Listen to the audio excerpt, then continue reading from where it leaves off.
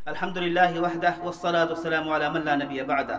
پہلی صف میں نماز پڑھنے کا ثواب کیا ہے یہ تو بہت سے لوگوں کو پتہ ہے، بہت سے لوگوں کو نہیں پتہ ہے، لیکن حدیث میں اس کے اصول کیا بیان کیے گئے ہیں، پہلی صف میں کیا ثواب ہے، دوسری صف میں کیا ثواب ہے اور اس کے بعد کیا ثواب ہے۔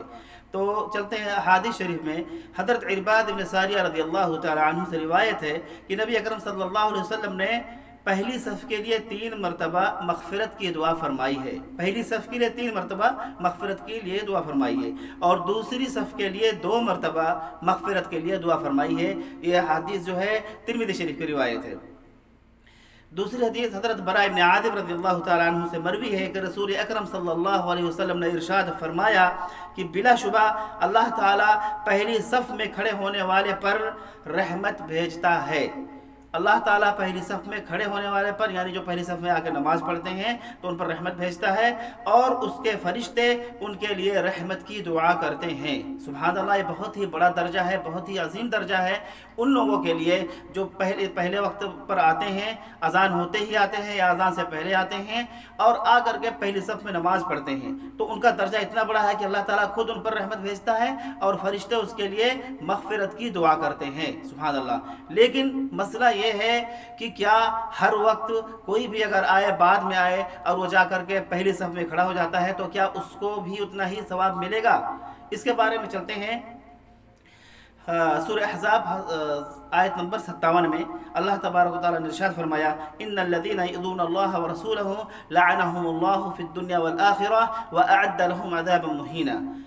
جو لوگ کہ اللہ اور اس کے رسول کو تکلیف پہنچاتے ہیں کسی بھی طریقے سے، تو اللہ کی لعنت ہو ان کے اوپر دنیا میں اور آخرت میں بھی، اور اللہ تعالیٰ نے ان کے لیے دردناک اور اہانت آمیز عذاب کو تیار کر رکھا ہے۔ اللہ تعالیٰ ہم سب کی حفاظت فرمائے۔ اگر اللہ اور اس کے رسول کو تکلیف دیں گے تو کیسے تکلیف دیں گے؟ اللہ اور اس کے رسول کے احکام کو اگر توڑیں گے تو ہم اللہ کو بھی تکلیف دیں گے اور رسول اللہ کو بھی تکلیف دیں گے۔ اللہ تعالیٰ نے خود حدیث قدسی میں فرمایا ہے، یؤذونی ابن آدم، ابن آدم جو ہے وہ مجھے تکلیف پہنچاتے رہتے ہیں، مجھے تکلیف دیتے ہیں۔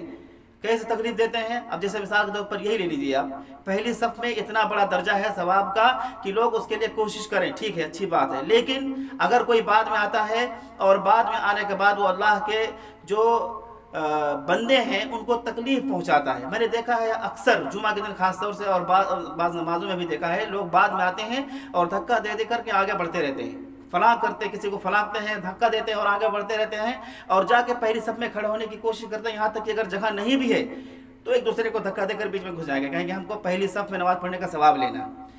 تو سوال سب سے بڑا یہ ہے، کیا اس کو اس کا ثواب ملے گا کہ نہیں ملے گا؟ بالکل نہیں ملے گا۔ کیوں نہیں ملے گا؟ یہ اللہ کے جو فرمان ہے اور اللہ کے نبی کے جو فرمان ہے اس میں صاف طور پر لکھا گیا ہے، جو اللہ اور اس کے رسول کو تکلیف پہنچاتا ہے، چاہے اس کے حکم کو توڑ کر کے ہو، چاہے اس کی نافرمانی کر کے ہو، تو اللہ کی لعنت ہے اس کے اوپر، دنیا میں بھی اور آخرت میں اس کے لیے اہانت آمیز عذاب تیار کر رکھا اللہ تعالیٰ نے۔ تو یہاں پر آپ ایک ایمان والے کو تکلیف دیتے ہو، آپ ایک نہیں کئی کو، 10 کو 20 کو آپ پھلاگتے ہوئے جاتے ہو، اس کو دھکا مارتے ہوئے جاتے ہو، اور یہ سمجھتے ہو کہ اگر ہم پہلی صف میں کھڑے ہو کر نماز پڑھ لیں گے تو اللہ تعالیٰ ہم کو بہت زیادہ ثواب عطا کرے گا، جو پہلی صف کا ثواب ہے۔ وہ ہو سکتا ہے اللہ تعالیٰ اپنے فضل و کرم سے آپ کا ثواب دے بھی دے، وہ ممکن چیز میں سے، لیکن یہاں پر یقینی چیز کیا ہے؟ ایذاء المسلم، مسلمان کو تکلیف پہنچانا یہ حرام ہے۔ قرآن حدیث کی روشنی میں بھی میں نے آپ کو بتایا۔